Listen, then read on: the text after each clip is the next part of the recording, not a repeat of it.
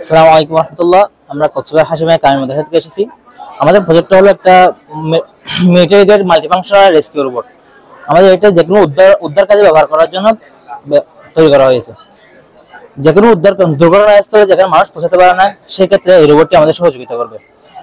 উদাহরণ হিসেবে আমরা যদি একটা অগ্নিকাণ্ডে আক্রান্ত ভবন ধরতে পারি, যেখানে ভিতরে কোনো ব্যক্তি আটকে আছে কিন্তু আমরা বুঝতে পারছি না ভিতরে কোনো ব্যক্তি আটকে আছে কিনা এবং এক্স্যাক্টলি কোন লোকেশনে আটকে আছে, তখন এই রোবটটা আমাদের যখন ভিতরে পাঠাবো, এই রোবটটা ক্যামেরা লাগানো আছে। ক্যামেরার মাধ্যমে আমরা ভিকটিমের সাথে সরাসরি যোগাযোগ করতে পারবো, ভিকটিমের কথা বলতে পারবো, ভিকটিমের কথা আমরা শুনতে পারবো। এবং এটাতে হচ্ছে পিআর সেন্সর। পিআর সেন্সরের কাছে হচ্ছে যে কোনো উষ্ণাক্ত প্রাণী এই রোবটের রেঞ্জের মধ্যে থাকলে তাহলে আমাদের সিগন্যাল দিবে যে এখানে উষ্ণাক্ত একটা জীবিত প্রাণী বেঁচে আছে। তাহলে তখন আমরা নিশ্চিত হয়ে বুঝতে পারবো এক্স্যাক্টলি কোন লোকেশনে ভিকটিমটা আটকে আছে। তখন আমরা যত সম্ভব উদ্ধার কাজ ওই মানুষকে উদ্ধার করতে পারবো। আর যদি না হয় তখন তখন দেখা যায় উদ্ধার কাজ করতে করতে প্রায় 10 থেকে 12 ঘন্টা অথবা অনেক সময় 2 দিনও লেগে যেতে পারে, তখন আর মানুষটাকে বাঁচানো সম্ভব হয় না।